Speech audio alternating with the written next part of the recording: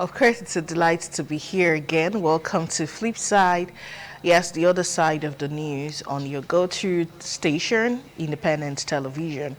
So this is that program you need for your insightful discussions on all social matters. And today, we will delve into a topic that has sparked intense debate and captured the attention of parents, educators, policymakers alike. And that's the proliferation of private schools in Edo State. So join us as we shed light on the reasons behind this surge in private educational institutions, the implication it carries for the education system, the potential benefit and the challenges that will arise or that can arise from such a trend. So I'm urging everyone to stay tuned as we navigate through this intriguing landscape and explore the future of education in our beloved state, Edo State. Joining me on this conversation is Mr. Oladele Ogundele, but we will let you see him in a very, very short while, and we'll get talking about this. But when we're talking about private education, private institutions, we're not talking just about the universities. We're talking about the primary schools, the secondary schools. I remember growing up, and my dad always used to talk about the schools they went to in their time. And you hear them here, you hear grammar school, you hear mission schools. Those were like the most private of them, a school owned by some missionary, maybe Baptist, Methodist or something. But it was always a government-owned school, and the standard was top-notch. They even had white people coming into Nigeria to teach. And when I also grew up, I went to a private school for my primary education, but for my secondary education, I went to a government-owned school. And in my hostel, I had white people in my school. People came from outside the country. I had a very close friend who was from Australia, and she was schooling with us there.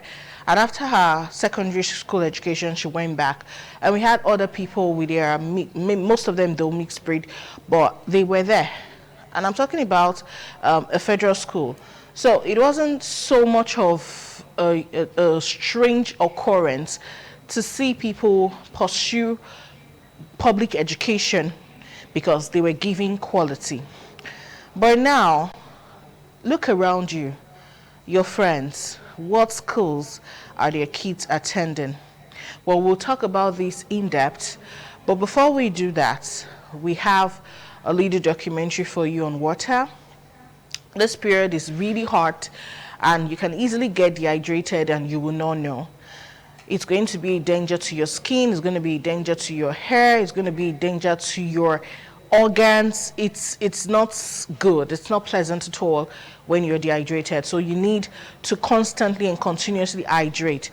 So let's just load you with those information, then we'll come back and start our conversation proper on Flipside. My name is Daisy Leo Asikidi. Welcome. Did you know that your body weight is approximately 60% water? Your body uses water in all its cells, organs, and tissues to help regulate its temperature and maintain other bodily functions. Because your body loses water through breathing, sweating, and digestion, it's important to rehydrate by drinking fluids and eating foods that contain water. The amount of water you need depends on a variety of factors, including the climate you live in, how physically active you are, and whether you are experiencing an illness or have any other health problem.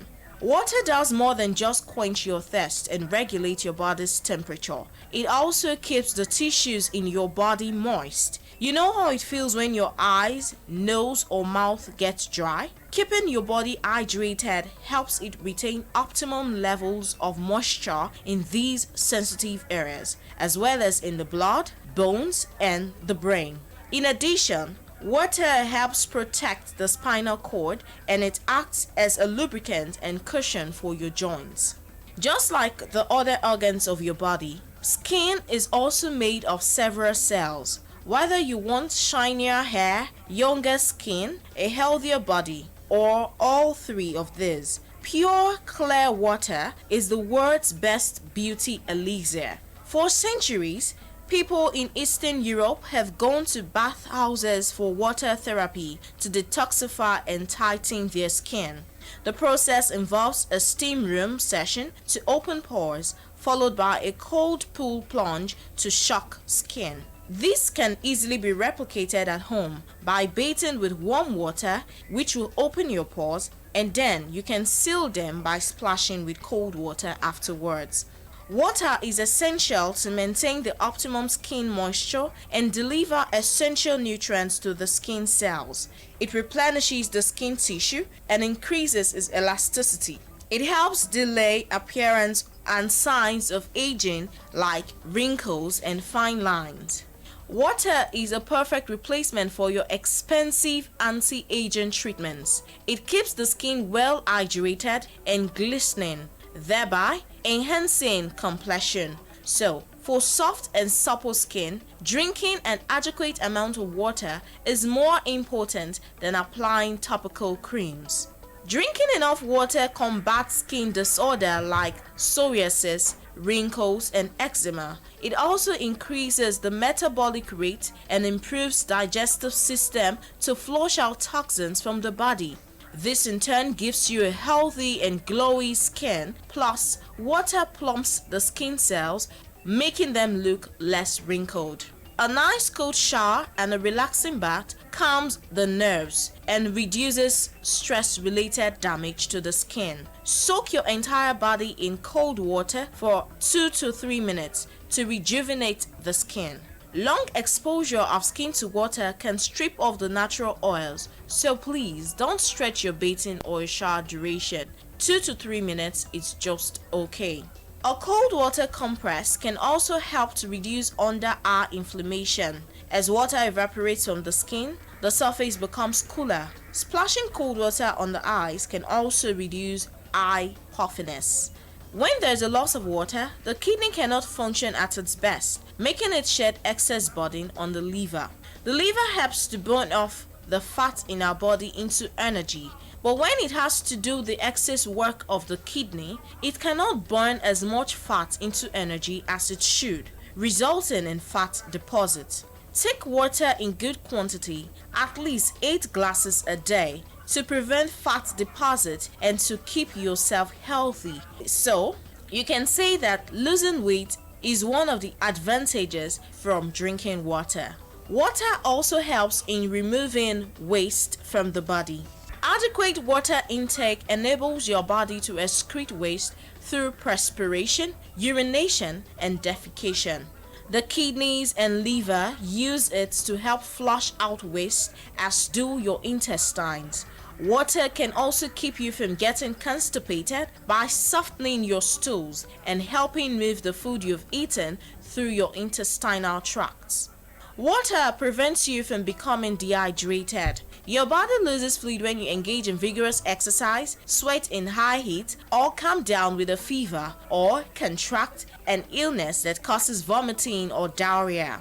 If you're losing fluids from any of these reasons, it is important to increase your fluid intake so that you can restore your body's natural hydration levels. Your doctor may also recommend that you drink more fluids to help treat other health conditions like bladder infections and urinary tract stones. If you are pregnant or nursing, you may want to consult with your physician about your fluid intake because your body will be using more fluids than usual, especially if you are breastfeeding. The big question is, how much water do you need? There's no hard and fast rule, and many individuals meet their daily hydration need by simply drinking water when they're thirsty. But if you are not sure about your hydration level, look at your urine. If it is clear, you are in good shape. If it is dark, you are probably dehydrated. Drink lots of water, at least 8 glasses a day, to get a beautiful, healthy body and a glowy skin. Your body is your responsibility. Please take good care of it. Now back to what we have for you today, the proliferation of private schools in our state, Edo State. I did say we're going to analyze the potential benefits, the challenges, and the effect of this trend in our education system. I promised that Mr. Oladele Ogundele will be with me on the show, and of course he's here. He's the State Secretary, Association for Formidable Educational Development, AFEB. He's also the Edo State chapter. He's also a member of the Education Advisory Board of Edo State Ministry of Education. Good afternoon, sir. Good afternoon, Daisy. Good afternoon, viewers. Welcome. It's my pleasure to be here. Yeah, it's such a delight to have you. So, proliferation of private schools in Edo State. So, it's not just uni, secondary, primary, and all of this. But what could possibly be the reasons why we have so many private schools at this time? We even have many more springing up. And yet, we have the highest number of out-of-school children in the world as it stands. But we have so many schools. Yes, you're correct. Every street you enter, you have schools emerging every term, every session.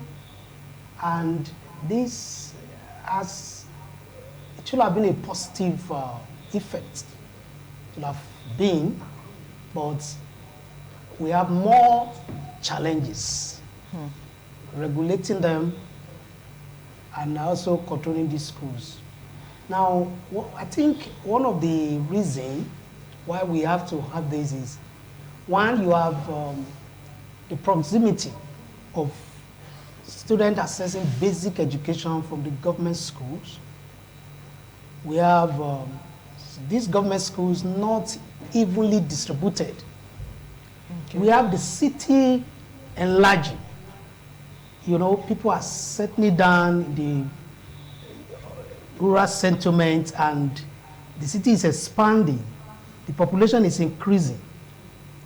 And, when we talk about education, like I sometimes ago I said, it's a sector that really has the saying that security is everyone's business. Education should be everyone's business as of now, because we can see the effect. Though probably we mentioned the reason why, even despite we have schools, we still have the level of enlightenment for our citizens is still low to an extent. So, but when you talk about the reason why we're having this, of course, some of these schools graduates don't even have job, and they have passion for education. Some of them read education. In the process, they just set up schools. Why we have some that, okay, we don't have, it's a need in this area, let me provide this need. Thereby, they start going for probably a part-time program to actually advance there. So it's a challenge if it's not well managed. But if it is well managed, we have so much benefits. Interesting. Schools emerging everywhere. Okay. Well, in as much as you did say most of the government schools are just where they've always been, there are no new government schools actually. Yeah, very few. But even parents who live very close to these government schools, you'd be amazed that they would rather go to long distance to put their children in a private school, some even in schools they can barely afford. But why are parents choosing private schools over government schools these days? If we should conduct an interview in this studio, ask most of your workers here, they don't have their children in government schools. So the answer is very simple. Now, though, I want to say this first, before now, because I must be frank with you, there's so much reforms going on in Edo State presently regarding education, so much. And the process of bringing these reforms to bear, it's actually taking, because trying to change the narrative, trying to change the mindset of people, how the government school, can access government schools, you can go to government schools, is there. But the fact that government schools are overcrowded because of insufficient government schools. That's one. Two, like I said, if you look at the teaching quality, if you look at the attention given to children, you will bear with me. If you look at the, it's as if you're having one-on-one teaching, impartation, modeling the children in private schools. It's not that much. That's why I mentioned that it should be everyone's business. Because even if government is doing so much, there should also be the orientation of these government school staff and teachers to actually understand that if this school should be yours as a private school, then to how much will you do or impact into these children? Another thing we should consider is the fact that as I speak to you, I know various government private schools in Edo State that once a child gets to SS1, the child is made to pick a skill acquisition subject, like shoemaking, like cosmetology, like clothing and textiles, etc. Now, it's when you have such, you will want your child to be there. If government, I know that government school have technical school, but it's not sufficient. It's clear that government private schools has to come to bear. It's very clear. The population government cannot accommodate all. It's very clear. But even in the government schools, there should also be effective deliveries of this by the teachers, by the staff. If there are, I'm sure they will still patronize government schools. We have some government schools where you have, okay, let me leave government schools. You have some government schools where you have up to 30 children in a class. Yeah. Taken care of by a teacher. Okay? If you have such in private school, you'll be having either two teachers or that class divided. Interesting. That's true though. I can totally relate because in most of these, let's use the nursery in private, some good private schools, not all of them, you have your two teachers, a teacher, an assistant teacher, a minder, okay, you know, and a nanny in the class, in nursery class 4. But my mom is a teacher.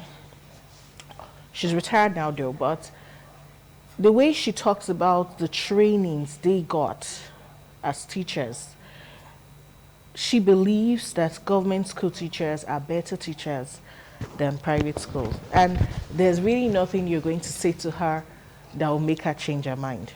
Okay. They talk about teacher training, their TC2NC, and you know, a lot of trainings they had to go through without necessarily going to the university. And as far as she's concerned, government school teachers are the best teachers, especially for primary school children. But would you agree with that assertion? At least you people go to the field. You've interacted with government school teachers. You've interacted with private school teachers. Both are good. Okay. Both are good. But I think I understand what she was saying, or what she's saying. You know, the value system of the education drops. Yes, like you said, she's retired. Yeah. Yes, teachers those days are not as today. Now, coupling with the economic situation, the fact that people have to have a side hustles, so attention are really paid as much. That's one. Two, some teachers in government school are more paid. I know some private schools are paid well. They still pay well. Now, but some teachers in government schools are well paid. And look at it. It's like whether I work or not, my pay come in government school. In private school, it's not so. There's strict monitoring. There's supervision. So as such, deliveries in private school can't be compared with that of government schools. That is why I said that doesn't mean that teachers in government schools are not good. Teachers in both are good. That is what I will agree to. But to say one is better than the other, Well, talking about subject to debate. Yeah, it should be subject to debate. Okay, talking about regulations now and accreditation. The private schools we have are a lot, but how many of them are really accredited? Because you just wake up one day and you see someone start up a school. In 3 weeks, students are plenty, pupils. They just start primary. Before you know, they're in secondary, and everywhere is full. But how are you people dealing with accreditation and regulation? What are the challenges so far? Okay, I'm not talking as I'm not a staff of Ministry of Education. I'm not representing the government. I am the State Secretary of Association of Private School Owners. I own a private school. And, you know, I want to answer this question two ways. Before now, there is a norm. The norm is anybody open private schools, operate anyhow, do whatever you want to do. And probably when ministry officials come to you, you just give them something. That's a fact. Give them something, they go, they leave. But presently, it's not so. Sometimes ago, we had a meeting with His Excellency, the Executive Governor of Edo State. And in that meeting, that was my first time of having a physical meeting with him. And the body language was very, very clear. I saw the passion for basic education. And I could see the trajectory, the direction this man wants education to actually go to. But that passion, I could not find it in our curriculum. I could not find it. Let's leave that. Now, when it comes to regulation, this is one of the things. I think after that meeting, there was a committee that was set up. They established a quality assurance monitoring team, directorate, in the Ministry of Education. And at that, you now see where officials go out to monitor schools. Go there. If you give them water, they don't take. It's not, I've seen it. It's not as if, in fact, sometimes some of our school owners will call me and say, they're in my school, should I give them what? I said, don't. If you try it, they will take a step that you don't like. So now, before now, there have not been that much of regulations, policies, implementation, but now there are. But even at that, there are so much to be done. Because as I speak to you, we have large number of private schools in Edo State. They are capturing them, they are still capturing them. We are close to 3,005 in Edo State. We have a lot that have not been captured. We have some that have been captured. So I believe that the process is ongoing. So it is when they capture this data that they now bring in regulations. But before now, a lot of damages have been done. I won't lie to you. Now, another area is talking about the policy implementations of some private schools, some policy implementation as regards private schools. Most of private schools in the past, what do happen is you can be in your sitting room, connect to ministry, get your approval. And by the time you are not able to get the approval, you just maneuver your way, probably provide money or make some financial inducement. Then I want to pause here, okay, if you don't mind.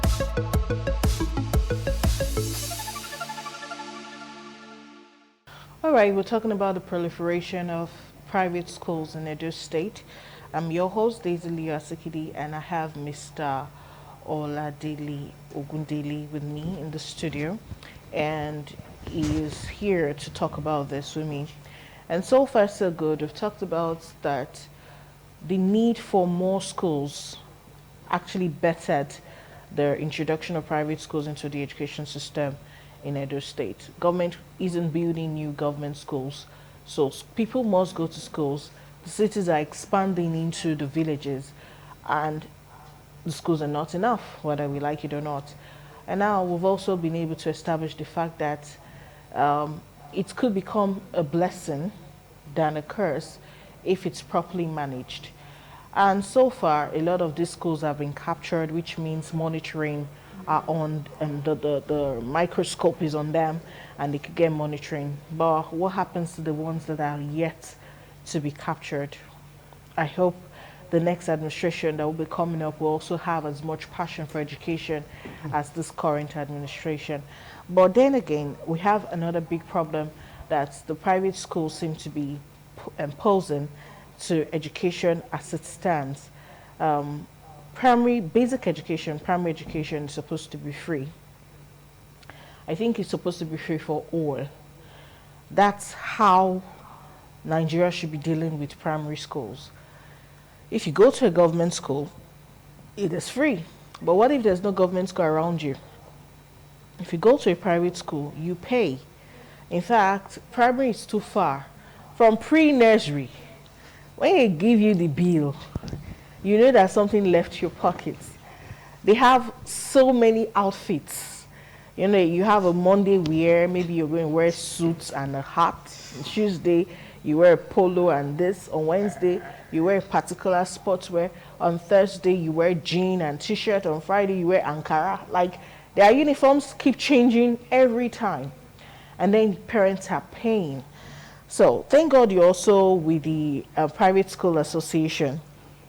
What are you dealing with to address the issue of, I know you're not representing any of these organizations, but we need to talk about affordability and for students.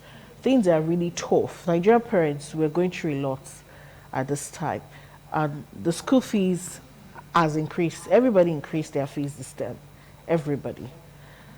So what can we do about affordability, especially for basic education in Edo State? Okay, thank you. First, government is building schools, but the number, the population outweigh the schools. That's one. Two, yes, I want to use this privilege or this opportunity to appeal to whosoever that will be the next governor or government or administration in Edo State, that you should not, the person should not go below what we are having now. Instead, it will be a build up, hard up, passion for education as it is presently in Edo State, especially basic education. Coming to your question, now, like I said, our association is actually an association of low-cost private schools in Nigeria. Okay.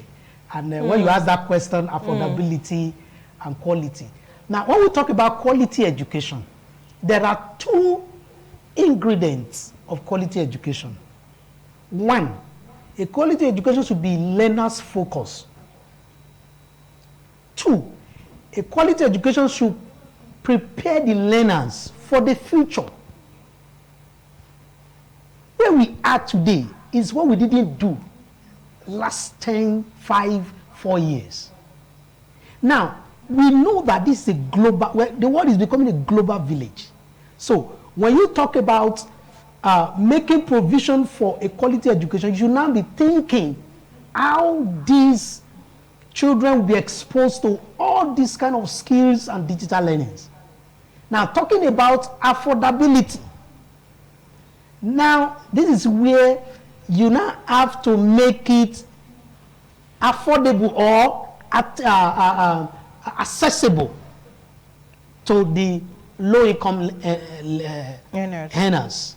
Now, one of the ways you can do this is, I think recently I heard that some schools, before the, I think even before COVID, no, even during COVID-19, we have more of schools now introducing TAB, introducing e-learning, introducing so that you can access education even right from your homes. At least COVID has come to taught us what we never envisage. And, you know, at the end, what you will see will be children will now get exposed. And as of now, they are more than before COVID. Now, one of the ways you can do this is, there could be, like one of the things we are talking to the state government about. I just came out from a meeting. Education fund to private schools, so that children can access these facilities support. Let me tell you, education service providers, they are social service. They are giving social service. And when you are giving a social service is not, I know there is the business side of it. Like you said, that all schools increase. Why are they doing that? There's not much support. So one way we can achieve that affordability is to ensure that these schools or these private schools access loans. Government can make it, or if not even loans in cash, it could be loans in provision of these digital accessories or this access to these skills education, so that when these children can afford it, they can also meet up with their children, with their mates all over the world, or probably their mates in other schools. Some schools are paying heavily, truly. Very. Some private schools, it's true. But the point is to make it accessible, because do you know what? We have more in numbers of the low class in the society. Believe me. We have more in numbers of schools that provide educational services to low-income earners. So let these people they can have tax waivers. They can have access to education fund, like I said. They can have, although Ministry of Education is doing that, they group them. They group them. They have some of them in Group A, Group B, Group C. And the renewal or the registration, the approval money for Group A is different from Group B. It's different from Group C. So I think through that, we can have these children having access to this basic education. Okay. Talking about teachers, let me go back to the teachers now. We talked about Edo State government, because we're focusing on Edo State. Before my mom retired, there were trainings they did when they were introducing the UTAP thing, Okay. and all that. I don't know if they've done any other Your mom training. is still new in the system. Yes. I don't know if they're still doing any training. Okay, I know they did another after our own training, and she wasn't part of that. But I don't know if they've done any recent one, because it wasn't really on the news. But then again, private schools barely even pay enough to their teachers. They charge so much, but they don't pay well. That's what the complaint is in most of the schools. So your child could be paying as much as 100,000 naira for books and all the other things. The more the social activities in the school, the more money you will pay for a session, or no, for a term, at least startup of a term, and yet your child's class teacher could be earning as little as 25,000 naira a month, which is not even up to the minimum wage. And that alone is cause for alarm, because government should start doing something about that. Schools that are not paying up to minimum wage, they need to be caught and dealt with. We'll get to that. But if you are not even able to pay enough, will you also have a mind to train and retrain your teachers? Because we're talking about teachers in private and government being all good. But what would you grade the trainings of teachers as it stands in Edo State? Okay, in private school? Private schools. Thank you. Yes, it's a bit low. It's a bit low. Let me see, take us back. You see, I've had an opportunity to interface with 2 commissioners of education in Edo State. AFED came to Edo State in 2018. Presently, I've not had someone like the one we have presently, because what we have observed is that there will be collaboration, discussion, engagement going on. I think if government or if Ministry of Education could continue with that. Recently, we're discussing how private school teachers should be trained. Government discussing how private school teachers should be trained. So by the time that discussion continues, one day it will come to light. Are you getting it? Then, now, constitutionally, government does not have statutory responsibility or, I think, authority, kind of, to regulate payment of school fees in private school. But government can talk. Say, do like this, do like this. So I think that should also come up if discussion is on. And if there is always a collaboration, which I think I'm saying is going on presently, there's always a talking together. How do we improve education? It's not just government school. It's not just anything that is happening in private school. It doesn't concern the government. Once it continues, that will help. Because truly, large majority of private schools don't train teachers. Although I know that, like in our association, we used to do it, we call them together, but we do it once a year. We had one last time. I think your studio came to cover it. Now, I'm talking about last year, we still have this year. But that is not sufficient. Once a year is not enough. So when this discussion, because really we need training and retraining. And it costs a lot of money. But by the time we come together in 100 and we put small money together, each brings small money, we'll be able to have much to now have them in a train. Unlike when a school is just organizing for individually. Okay? So I think the more we talk about it, the more the possibility it will come to bear. The training will go on. I think government school teachers there, I think they are training them. They are training them. So private school, recently we were talking, we were trying to push a point if what was done as regarded Edo best, like what you said about your mom, concerning the tab, we're saying it that if private school be co-opted, and they are giving us listening ears, okay? Maybe with time, private school come on board. Now, apart from tab, do you know that if you have an Android phone, you can use it? I know some schools today that if you don't have Android phone, they won't employ you. Because there are lessons and things that you must do, that will be sent, or probably they have a pilot phone to synchronize, and you get your lesson downloaded, your activities downloaded, then you can disseminate to your pupils and students. Okay, let's talk a little bit about the role private schools are playing as regards innovation. Earlier in our conversation, you talked about how the curriculum of private schools are changing. They are being modified. From SS1, most students are made to learn a skill. But I don't know if I'm still seeing enough innovation there, because I went to a government school. And from SS1... I thought you went to private school. No, I went to government school. I went to Federal Government Girls College. Okay, wow. And I went to government school. And in my school, from SS1, we all picked skills. We had more than 40 subjects in that school. So, you mean it? Yes, and there were surplus of teachers. You get to pick. They'll tell you, if you're doing agricultural science, at the same time when agric is on, food and nutrition will be on, clothing and textile will be on. So you get to pick. You can't do all. When technical drawing is on, building and construction will be on. It's a girls' school, but we learned how to make mold blocks. We build. You mean it? Yes.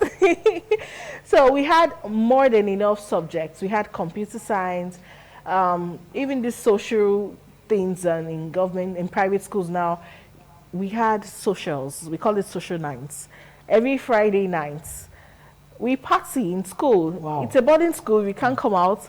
We do our thing. We have inter sports. We invite schools to come into our premises, and we compete. Different schools. We had cultural competitions. I happen to be a good singer, so I really had to join that, because it makes you leave the school. You get into the bus and finally, this is town. So we had all of these things that it doesn't freak me when I see most private schools do this, because I went to a government school and we were doing all of those. You had fun. Oh, my school it was great. I can see. It was great. So, but are we still teaching? Are we teaching the things we need for the 21st century as it stands? Are we teaching kids how to be innovative, how to manufacture? Are we teaching those who do not have the zeal to be inventors how to invest and support inventors? Are we teaching kids how to make money, how to sustain wealth? Or we're just still teaching them how to dance cultural, how to dance and all that? So how much of an innovation do you really think the private schools is bringing into the education system? Thank you very much. I'm very happy that you had these experiences, and comparing it to now, you are even seeing decline. Yes. But you wish, or it's supposed to be now more innovations. Good. I want to ask you a question. Of what economics importance is English language as a prerequisite for you to enter tertiary institution to our economy? Instead of, I'm not saying it's a lingua franca, I know. But the point is that even we're not even colonized by it's not even English. We're supposed to be speaking French. Abi? So let's leave that aside. Of what economics important? Instead of having something like skills. Now, before you gain admission to university, you must have 5 credits. Now, one of them should be English language, mathematics, and probably the other 3 relevant subjects in your course of study. If our curriculum, we are going back, let me tell you, curriculum has about 4 parts. The content, the objectives, the aims are the objectives, then the contents, then the methodology. I take the other one. Now, if you are looking for innovation, you're looking for the future, then your aims and objectives will be the future, will be a determinant of the content that you want to develop for our curriculum. Now, first, our curriculum needs to be changed. I said it the other time, such that it could meet up with the 21st century, as you said, that brings about innovation, how to do business. And these innovations and how to do business should be domesticated.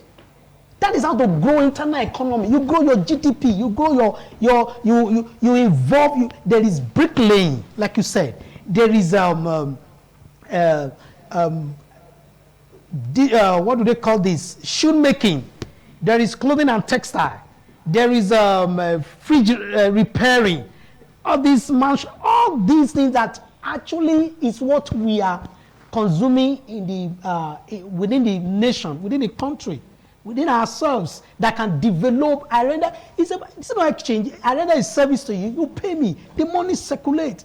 Instead, your service, you look for service over there. They collect your money, and your value, your money depreciates.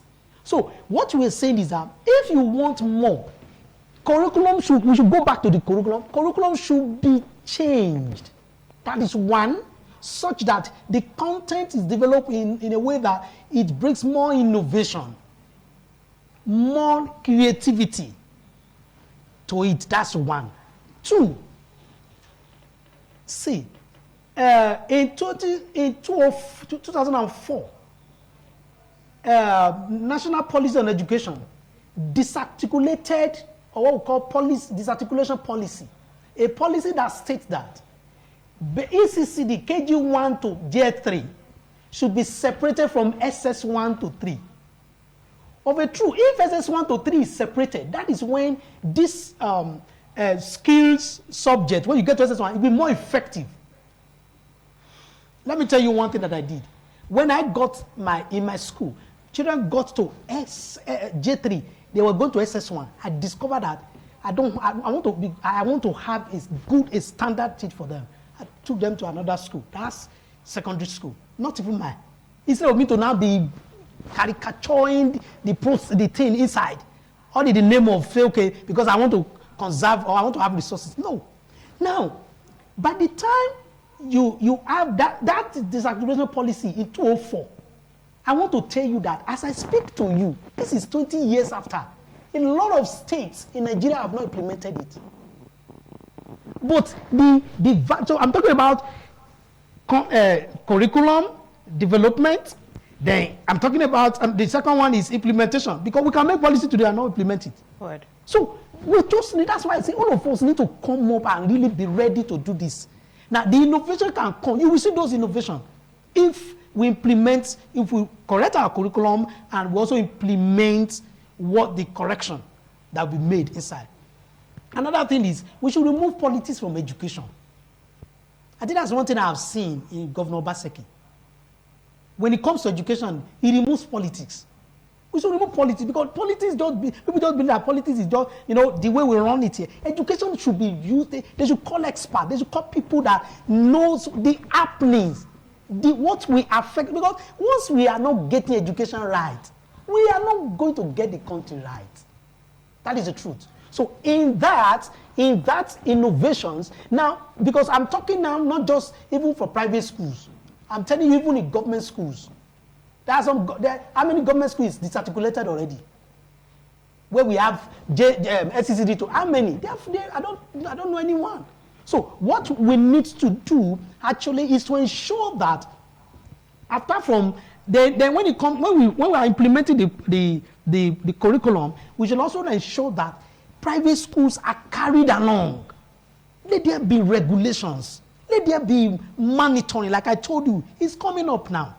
It's coming up. I'm talking about Edo State. Edo State, I don't know other state, but in Edo State, I can see that monitoring is coming up. It's coming up well. So if there is enough monitoring, okay, do it like. And the monitoring we're having in Edo State presently is no longer monitoring of clan builder. No, it's a monitoring of when they come, they tell you, okay, see, they correct you, they tell you what to do, they tell you, okay, regulate, this needs to be put in place. Then we'll have it right. We'll have it right. Okay, we'll just let you have your final words on today's topic, so we'll let you go now. Wow. The proliferation of private schools in Edo State seem to have a lot of benefits, but we'll still have a long way to go. Yes. So, on a final note. Private schools spreading up is good. Like I said, it has both advantage. The advantages are more if we're regulated. But I want to appeal that, because one of the complaints of private schools in Edo State is taxes. The tax burden is huge. If you can have a unified tax system that can, so that you don't have emblem, you don't have this one, environmental, this one come. Because these people are providing education it's a social service. They should be encouraged. They should be helped. They are trying. Interesting. Okay, the emerging of private schools is not going to be something that will decline because government is actually making monies from it, lots and lots of money. So they will not discourage more private schools from coming up. But in as much as these schools are all coming, we need to go beyond the regular. We need to think outside the box. Nothing is new. You teach taekwondo in your school. Yes, they didn't teach me taekwondo in my school, but we used to work out every morning. Fitness was a must. 5 a.m., the bell rings. You jump down from your bed, you leave your dormitory, and you come outside and you work out. Okay, they teach swimming. We didn't have a pool. But it's good that we are including some of these things, but I think we need to begin to look beyond entertaining and social life and think about ways to make more money. I would rather my child goes to a school where they're teaching how to repair computers as a side course, how to code, how to be a web designer, than a school where they're teaching my children only swimming as the new thing of ballet. So we need more. We need a whole lot more. But thank you so much for your time, Mr. Ogundele, for being with us on the show. Next week is another time. On Flipside, we'll talk about another issue, and hopefully we'll do justice to it. Have a great day. I'm Daisy Leo Asikidi. Bye for now.